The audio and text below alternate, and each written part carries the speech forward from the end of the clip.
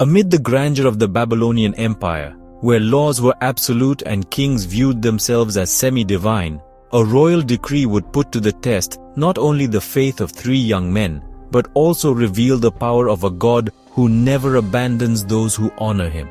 After Daniel revealed and interpreted the king's dream, Nebuchadnezzar was astonished. But instead of humbling himself before the Most High God, the king did the exact opposite. He built a colossal statue of gold, nearly 30 meters tall, and ordered everyone to bow before it. It was as if he was saying, "My kingdom will never end. What I dreamed, I will reshape myself." This act of pride and rebellion set the perfect stage for one of the most iconic episodes in the Bible. The day Shadrach, Meshach, and Abednego faced the king's fury and the blazing furnace because they refused to bow before an idol. This chapter proves that true faith does not fear the fire, because even there, God remains present. Nebuchadnezzar's decree was clear. The moment the musical instruments sounded, harps, flutes, tambourines, bagpipes, and others, everyone was to fall down and worship the golden image. Anyone who disobeyed would be thrown alive into a blazing furnace. This was an attempt to unite the empire politically and spiritually through forced worship. In practice, it was a direct offense to the God of Israel, who commands, "You shall have no other gods before me. You shall not bow down to any image." Shadrach, Meshach, and Abednego knew this. They were far from home, without the protection of their land, without the temple, without priests.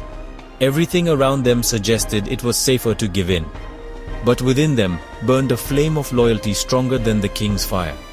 So when the music played and thousands bowed in worship to gold, three young men remained standing, firm, unmoved, unshakable. And it did not go unnoticed. Some Chaldeans, driven by jealousy and accusation, reported the three young men to the king. "O king, didn't you decree that all must bow? Yet some Jews, whom you appointed to high positions, have defied your command. They do not worship your gods or the image you've set up."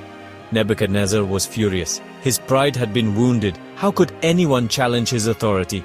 He immediately summoned Shadrach, Meshach, and Abednego and gave them a second chance. "Is it true you won't bow? When you hear the music again, bow down. If not, you'll be thrown into the furnace. And what God can deliver you from my hand?" That final question reveals everything.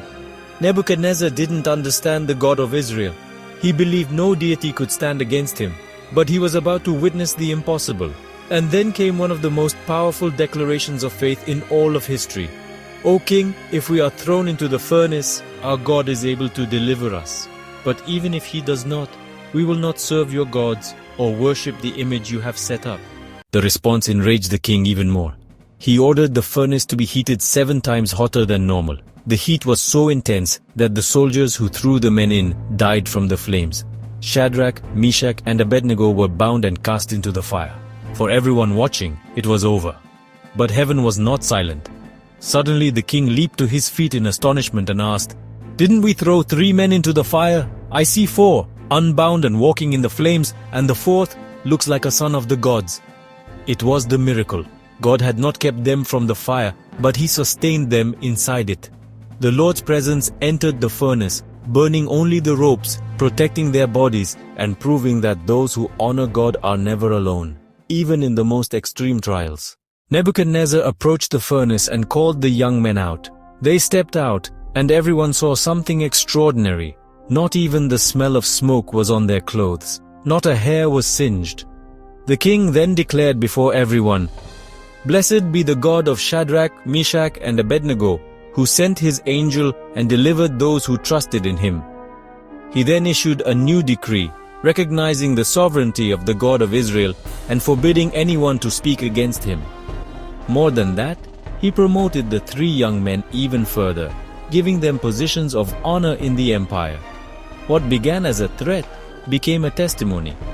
Their faithfulness in the fire not only saved lives, but also caused an empire to acknowledge the glory of God.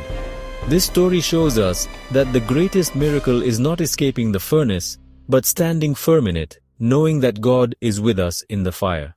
The 3 young men knew God could save them, but they were willing to die rather than deny him. That's the kind of faith the world needs to see. A faith that doesn't bend to the system, conform to culture, or surrender to pressure. The furnace can come in many forms: persecution, injustice, temptation, illness. But the response must be the same. Even if God does not deliver us, we will remain faithful.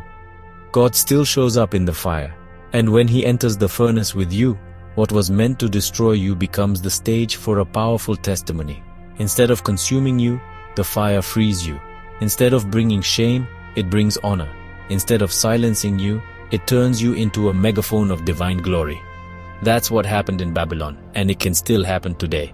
If this video strengthened your faith, like it, share it, and subscribe to the channel. Don't miss the next chapter, where we'll see King Nebuchadnezzar confronted by God Himself in a moment of downfall, humiliation, and restoration. God bless your life. Until the next video.